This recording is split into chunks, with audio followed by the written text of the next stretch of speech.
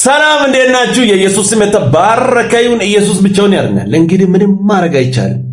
ላይክ በማድረግ ጀምሮ ከኢየሱስ ውጪ ወደ ውጪ ስሙ። በቀደም ምን ሰማው? ጴንጤ ስትሆን እንደፈለክ ለመሆን ተመቸ። ጴንጤ ስትሆን በቃ እንደፈለክ ነው። የት ያለው የፈለኩትን አርገ የፈለኩትን በልቼ የፈለኩትን ጠጥቼ የፈለኩት ቤት ገብቼ የፈለኩትን ተናግሬ የፈለኩትን አርገ አታማምሼ መገባው የት ያለው ነበር። ጴንጤ ስትሆን የፈለክ እንደፈለክ ለመሆን ምኑ ጋር ነው እንደፈለኩ የሆንኩት? ብርጣም አንቺ ማርታ እኔ ምኑ ጋር ነው የፈለኩት የሆንኩት? ባለፉት 2 ዓመት ከ5 ወራት ትልቁ ትንሹ ሽበት ያለው የሌለው የወለደው የፈታው 7 የወለደ ያስረገዘው የካደው ጫኛው ራጁ ተራማጁ ቋሚው አግዳሚው ፎቶዬን የለጠፈ እዚህ ቲክቶክ ላይ ውሻ ሲያረገኝ ጸጥ ያልኩት ምላሴ ከትናጋዬ ጋር ተጣብቆ አሊያም ደግሞ ውጫው መስሎ ነው እንዴ? ከሃይማኖቱ ከክርስትና ጋር ካራክተሩ አይሄድም። የሚረግሟችሁን መርቁ ነው። በዚህ ቤተ እምነት በጥፊ ስትመታ መመለስ አይቻልም የሚል እውነት ስለገባኝ ነው እንጂ እንኳን ቪዲዮ መልስ ሰርቼ ቀጭን መስመር ጽፌ ሀገር ማገላበጥ ልጅ ቢያ አይደለም እኮ እሱ ሩቅ ነው። እንዲህ መስመር ጽፈን ሀገር የምናገላበጥ ሰዎች ተሰብስበን የተቀመጥነው ክርስቲያን ስለሆንን ጴንጤ ስለሆንን አይደለም ነው። ገና ለገና ከምግብ ቤት አቅም እንኳን ስንገባ እንትኑ መደርደሪያው ጋር መጠጥ ካለ ብለን ተሳቀን ኮንቴነር ቤት የ200 ብር ምግብ ሽሮ እንበላው ቸግሮኝ አይደለም። ፎቶ አቀናብረ ለቃ ይሄው ጀመረው እንዳትለኝ ተሳቀቀኝ። ገና ለገና አንዳንዶቻችሁ ጴንጤ አይደለ እንደ ካንተ አይጠበቅም ትሉናላችሁ ብለን ስትረግሙን ፊታችሁ መንገድ ላይ ምራቅ ስትፉ ስተንቋሽሹ ጠለን የት ነው ምን መዘው ጡንቻ ጠፍቶን አይደለም። ይሄ ክርስትና ደስ ያለን የተቀበልን የምንኖረው ህይወት ስለሆነ የቱ ጋ ነው እንደፈለኩ ነው። ገና ለገና ስራ እንኳን ማስታወቂያ ሲመጣ ማስታወቂያ ሰራለሁ ብዬ እሺ ብለን ተዋውለን ቪዲዮ የሚለቀቀው በእኛ አካውንት ነው ይለቀቅ እሺ በዘፈን ነው ሲሉ ኖ ብለን ገንዘብ ጠልተን መስሎ ነው።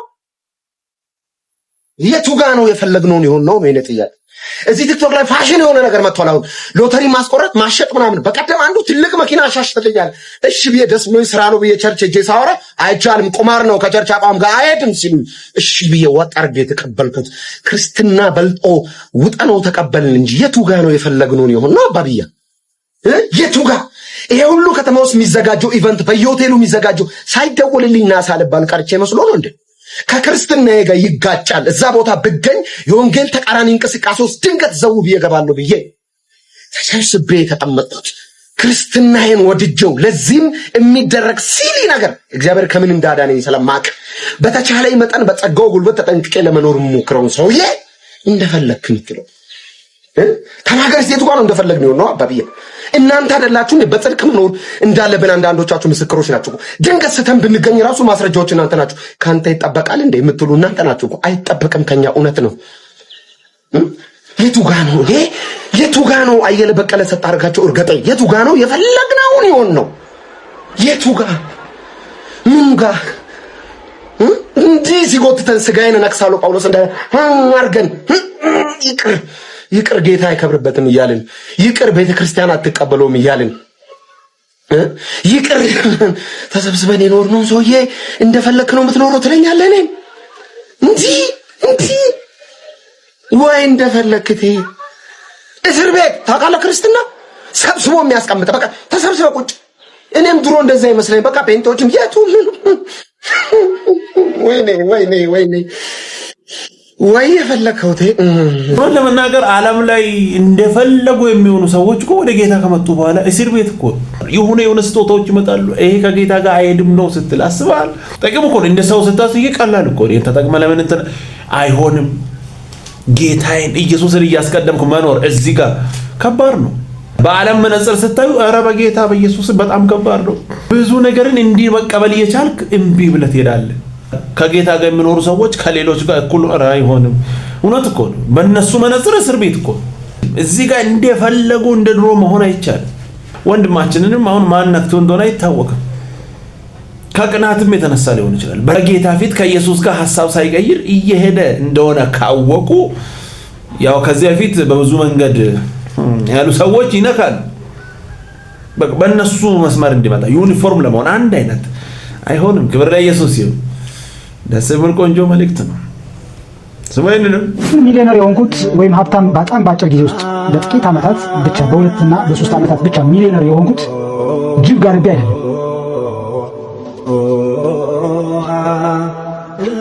ሀብታም መሆን ከፈለጋችሁ አታወሳስቡት። ጠዋት ተነሱ፣ ማታ ተነሱ፣ ቁማችሁ ምደሩ፣ ተኝታችሁ ደሩ፣ ዋላችሁ ደሩ፣ whatever you do።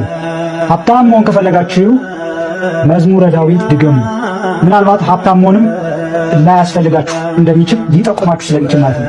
ስለዚህ የገንዘብ ችግር አለባችሁ፣ መዝሙረ ዳዊት ድገሙ። የሥራ ችግር አለባችሁ፣ መዝሙረ ዳዊት ድገሙ። ገንዘብ አይበረክትላችሁ፣ መዝሙረ ዳዊት ድገሙ።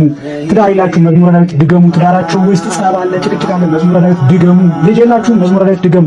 ይህ የህይወትን ቁልፍና ሚስጥር። በነገራችን ላይ ብዙ በጣም ስኬታማ ሰዎች በተለይ ኦርቶዶክሳውያን የሆኑ እቺ መዝሙረ ዳዊት በጣም ይደግሙ ስኬታማ ሰዎች ይህን ነገር በብዛት ሲያወሩ አስተውዬ አላውቅም።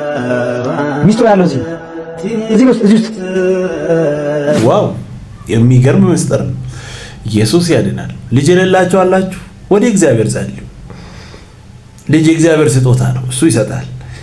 ገንዘብ ያጣችሁ ሰዎች አላችሁ፣ ጸልዩ። ከዛ ተነስታችሁ ስሩ። እግዚአብሔር የእጆቻችሁን ስራ ይባርካል። በሽታ ውስጥ ያላችሁ ሰዎች አላችሁ፣ ወደ እሱ ጸልዩ፣ ይፈውሳል። እሱ ፈዋሽ አምላክ። እንደዚህ አይነት ተረት እየሰማችሁ ሌላ ነገር እንዳትሞክሩ። ወደ እግዚአብሔር ኢየሱስን እያስቀደማችሁ መጽሐፍ ስናገር ለምኑ ይሰጣችኋል ነው ብሎ ፈልጉ ታገኛል። በቃ መፈለግ ነው፣ መለመን ነው። እንደዚህ አይነት ትርክምርኪ ውስጥ አትግቡ። አረ ኢየሱስ ያድናል። የኛ አምላክ ቸር አምላክ ነው፣ ይሰጣል። የሚያስፈልጋችሁን ነገር በሚያስፈልጋችሁ ታይም የሚያስፈልጋችሁን ያክል ሁሉንም ይሰጣል። መጽሐፍ ቅዱስ እንደሚያስተምረን እኛም ሁላችን እንደምናውቀው እግዚአብሔር አምላካችን ሰጪ አምላክ ነው። እግዚአብሔር የስስት አምላክ አይደለም።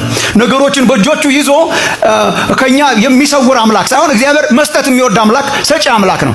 እኛ በሀገራችን አሁን ሰዎች የሆነ ነገር ሲያደርጉልን ያው ታንክ ዩ የሚል ተማርን ከፈረንጆቹ። እሱን ማለታችን መጥፎ አይደለም፣ አመሰግናለሁ ማለትም ተማርን፣ ምንም አይደለም። ግን ዋናው ኦሪጂናል ቃል ታውቃላችሁ፣ እግዚአብሔር ይስጥልኝ ነው።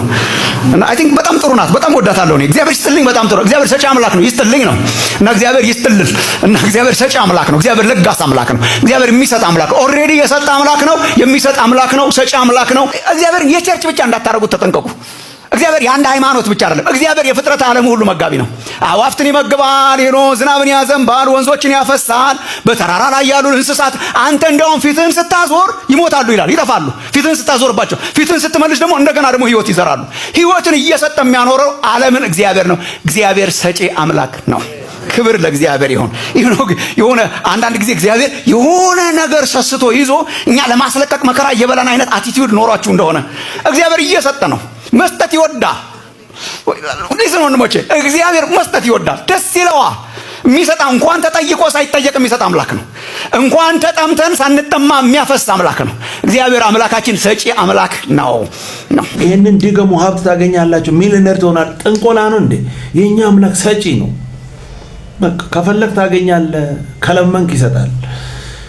ቸር አምላክ ነው። ክብር ለኢየሱስ ይሁን። ምንም ማድረግ አይቻልም። ከሱ ጋር መስራት ነው፣ ከሱ ጋር መውጣት መግባት ነው። ይባርካል።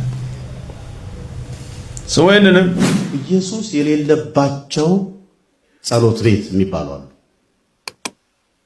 በዘመኑ ገስት ሃውስ በለው ሰማል። እዛ ዕቁብ የምትጥሉ ካላችሁ ሰላም ለእናንተ ይሁን። እዚያ አሳራቸውን እየበሉ አገልጋዮች የሚያሳስበኝ እኔ እዛ አገር ቤት ያለ አለ የሚደገፍ። ይሄ በጣም በጣም ትክክለኛ መጽሐፍ ቅዱስ ፕሪንሲፕል አይደለም። በእውነት ያገሬ ልጆች በልግስና አድርጉ የምትችሉትን። ለማንም ስመ እግዚአብሔር የተጠራበት አይደለም፣ ለማንም አድርጉ። ለስሙ ያሳያችሁትን ፍቅር ይረሳ ዘንድ እግዚአብሔር እንደሰው አመፀኛ አይደለም በሚለው ቀመር እንደሚከፍላችሁ አምናለሁ። ግን ችግር ወደሚያብሱ አትሂዱ። ወይኔ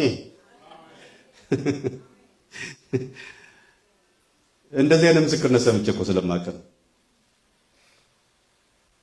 ከስንት ሺህ አንዷን እንደምንም የቀናቸውን ስለሚያወጡ ነው እንጂ አየር ላይ ምስክርነት ወደ ጌታ ይሄዳሉ። ብዙ ትድናለህ ተብሎ ምንም የማያስከፍል አምነህ ከመጣ የዘላለም ጣጣህን የሚሰብር ኧረ ኢየሱስ ያድናል።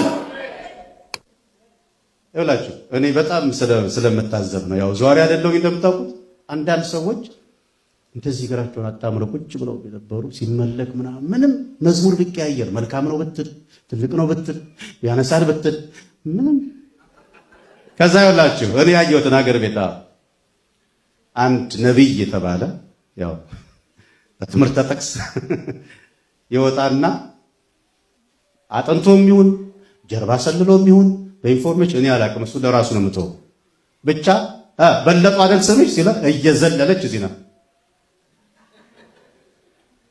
እና መርምሩ የሚለው ላይ ነው እንደውም መመርመር ያለብን ይብላል ነው ከእግዚአብሔር ነው ይሄ ከምንድን ነው እየተመለከስ ማበድ ነው ያለብን የተስማማ ሰው ያጨንጭ ግሎሪ ቱ ጋድ አይውላችሁ ትንቢትን አትናቁ ከዛስ መርምሩ በትዝብት ማየት ካለብን እንደሱ ላይ ነው እኛ በጣም በዚህ የሚያገለግሉ ናቸው ሁሉም አገልጋዮቻችን እንግዲህ ምንም ስር መሰረታችን ሙሉ ወንጌልና አማኑኤል ተሐድሶ እንግዲህ ምን ይወጣልናል የአገሬ ልጆች በእውነት ጀኒውን የሆነ በጣም ብዙ ልምምዶችን ያየን ሌላውን አልተቃወምኩም ግን እኛ በእግዚአብሔር መንፈስና በኃይሉ እናምናለን ግሎሪ ቱ ጋድ ክብር ይሆንለት እግዚአብሔር ይሰራል እግዚአብሔር በዚህም ዘመን ይፈውሳል ያድናል ያነቃቃል ብለን ምናምን ሰዎች ጴንጤቆስጤ ይላል መስፍን እንደዛ ግን መርምሩ አይልም በቃ ከታዘባችሁ አንዳንድ ሰዎች በተለይ ለማጨብጨብ እንዲህ ጅንን የምትሉ ለማምለክ እንዲህ እኔ ባለፈው አልነገርኳችሁ ትንሽ አሞኝ በእውነት እንትን ደግሞ ሰባኪም ነበርኩኝ እንዲህ ሰው በመሃል ማደንዘያ እየወሰደ ያገለግላል ላምጣላ አለችኝ አይ ነው ወጣ አረግ ከዛ እንደ ልቤ እንደሌላው ጊዜ ለመቦረቅ እንደሌላው ጊዜ ለመሆን ሲያቅተኛ አየሁ እንደዚህ አይነት ጊዜ አለ አሞን እግዚአብሔር ያስተምረን እንዴ ወይ አርጅተን ሰውነት የማይታዘዝበት ዘመን አለ እና ዛሬ ላይ እግዚአብሔር በፋይናንስ ባርኮ ከሆነ በእውቀት ባርኮ ከሆነ ደግሞ ጨመርክልኝ ተብሎ እንደምን ነው የሚቆም ከዛስ ጀኒውን የእግዚአብሔር ነገር ከሌለበት እንደሌለበት አንደኛው ማስረጃ ዋጋ ጊዜ ገንዘብ ከፍላ ከዛ ችግሩ ከባሰ ከማን ነው ካጅሬ የነቢያት አድናቂ ሆይ ሰላም ለእናንተ ይሁን አይጠፉም አያንዳንዶች ምን አሁን እሱ ቢናገር ምን ይባል ምን እልሃለሁ ቃልህ ነግረህና እኔ አክሊሌን እቀበላለሁ አንተ ግን ከፍለህ ይብስብሃል በሶብ የሆነ ሰዓት ላይ እንዴ ትላለህ ተበዘበዝኩ ትላለህ ቀድመህ ብትነቃ ይሻላል በነገራችን ላይ አሁን እየተረዳው የመጣሁት ነገር አንድ ነው አንዳንድ ሰዎች እንዲህ ያወራችሁ እግዚአብሔር ቃል እንዲህ ይላል ይሄንን ነገር አታድርግ ምናምን በቃ ለነሱ ሂድ እንደማለት ነው ግን ይማራሉ በህይወታቸው ካልተበሉ እዛ ጋር ገብቶ የሆነ ነገሮች ካልተወሰደ ምንም ያውቀው ነገር የለም እንዴ እኔ የግድ በሽተኛ እንዴት እንደሚሆን ለማወቅ መታመም አለብኝ እንዴ አየው በቃ ይበቃል ስለዚህ መጠንቀቅ ነው ያለብኝ ክብር ለኢየሱስ ይሁን ይሄ ደስ የሚል ቆንጆ መልእክት ነው እንዲህ ስናወራ በጥላቻ አይን የምታዩ ሰዎች ታያላችሁ ካልተመለሳችሁ ታያላችሁ እነዚህ ወንበዴዎች እንዴት እንደሚያደርጉ ታያላችሁ ከሐሰተኛ ነቢያቶች ራሳችሁን ጠብቁ ክብር ለኢየሱስ ይሁን ደስ የሚል ቆንጆ መልእክት ነው ስሙን ሰቀላለሁ ምናምን ታቆማለህ እና ምንድነው ለአንተ አንድ ይሰራል ለእንትና አንድ ይሰራል እኔ ያለው እኛ እንጸልያለን አንተ ከፍታ ነው በኢየሱስ ስም አትሰቀልም ብሎት ኢየሱስ ራሱ ታውቃላችሁ በማቴዎስ ወንጌል ምዕራፍ 16 ላይ ጌታ ኢየሱስ ክርስቶስ የሰው ልጅ አልፎ እንዲሰጥና ብዙ መከራ ይቀበል ዘንድ እንደሚገባው ነገራቸው ተረከላቸው ሲል ጴጥሮስ ሆየ ተነስቶ ኢየሱስን ለብቻ ወደ ራሱ ጠራውና ይላል አንዴ ላናግርህ ብሎት ኢየሱስ ምንድነው ሲለው ሰቀላለሁ ምናምን ታቆማለህ እና ምንድነው ለአንተ አንድ ይሰራል ለእንትና አንድ ይሰራል እኔ ያለው እኛ እንጸልያለን አንተ ከፍታ ነው በኢየሱስ ስም አትሰቀልም ብሎት ኢየሱስ ራሱ አሁን ይሄ ሰውዬ ነው ሌጋሲ የሚያስቀጥለው ነው ወይስ ይሁዳ ነው ሌጋሲ የሚያስቀጥለው ዮሐንስም ቢሆኑ ያን ያህል ከነሱ በደንብ ፊደል እንደቆጠረ የምናውቀው ሰውዬ ማቴዎስ ነው ቀራጭ ስለነበር የዘንድሮ መገለጥ አይነት ብዙ ሰው እኔ በጣም የሚገርመኝ ቸርች ውስጥ አሁን እንኳን እየቀረ ነው ዘመኑ አልፎባታል ስም ሲጠራ እንትናም ሚኪ የምትባል እኔ ነኝ ጌታ ወይ ምናምን ብሎ በጣም ግራ እንደሚገባው ማለት ነው ሚኪ ሌላ ቀን ያልተጠራ ይመስል ናትናኤልም ያን ቀን እንደሱ በቃ አንተ ዛፍ ስር ተቀምጠ ሲል በኢየሱስ ስም ያቀኛል እነዚህን ሰዎች ነው ኢየሱስ ክርስቶስ 3 ዓመት ሙሉ አስተምሮ ጥሎላቸው ሄደው በጣም አሪፍ ስለሆኑ እኮ አይደለም እሱ አሪፍ ስለሆነ ነውና የወንጌሉን ቃል በእጃቸው አስይዞ ላካቸው ተብሎ የተጻፈላቸው እና ምን ሆኑ እነዚህ ሰዎች የሚያውቁት አንድ ነገር ነው ጌታ ኢየሱስ ክርስቶስ ከሄደ በኋላ መጸለይ ጀመሩ ምድር ላይ ተጀምሮ አጀንዳ ምድር ላይ ካለቀ አይመጥንም። እንዳትሸወዱ። በጣም አሪፍ ነጋዴ ለመሆን ስሩ። የህይወታችሁ አጀንዳ ግን አሪፍ ነጋዴ መሆን ከሆነ ውሃ በላችሁ። ከዛስ አሪፍ ትዳር እንዲኖራችሁ ስሩ። የህይወታችሁ ዓላማ ግን አሪፍ ትዳር ራን ማረግ ከሆነ ተበልታችኋል። ለዚህ ነው ሐዋርያ ሲናገሩ ለምንድን ነው ይሄንም ታረጉት? ይገርምሃል እኛ ሀገራችን በሰማይ ቤትህን ለምን ሸጥከው? በሰማይ ቤት አለኝ። በጣም እርግጠኛ ነኝ ኢየሱስ ክርስቶስ ኢሚዲየትሊ እንደሚመጣ ነበር የሚያስቡት። ታውቃላችሁ ሀገራችን በሰማይ ነው ብቻ እኮ አይደለም። ሐዋርያው ጳውሎስ ለተሰሎንቄ ሰዎች ሲጽፍላቸው ኢየሱስ ክርስቶስ በሱ የህይወት ዘመን እንደሚመለስ አድርጎ ነው የጻፈው። እኛ በህይወት ያለነው ጌታን ለመቀበል በአየር ላይ እንነጠቃ የዛሬ 2000 ዓመት በጣም ከጌታ ጋር ከመጣበቁ የተነሳ he was sure ኢየሱስ ክርስቶስ እንደሚመለስ። እነዚህ ሰዎች በጣም ህይወታቸውን በጣም ጠንካራ ያደረገውና አንዳቸው ለሌላቸው እስከ ሞት ድረስ ንብረታቸውን ሸጠው ለማያውቁት ሰው እስከ መስጠት ያደረሳቸው ምንድነው ከተባለ ይሄኛው ጊዜያዊ ነው። ሁሌ እንደምናደርገው አንዳንዴ ለማታውቁት ሰው ታክሲ ከፍላችሁ አታውቁ ወይኔ ብሎ ማልቀስ ይጀምር እኮ ችግር የለም የት ነው የምትሄደው? በቃ ይሄው የሁለት ሰው አድርገው እንደሱ ብለው እኮ ነው የኖሩት። ደስ የሚል ቆንጆ መልክ። ክብር ለኢየሱስ ይሁን። ምንም ማድረግ አይቻልም። ቀጣይ በሌላ እንገናኛለን። ሰብስክራይብ፣ ሼር፣ ላይክ ማድረጋችሁ እንዳትረሱ። ወዳችኋለሁ። ተባረኩ።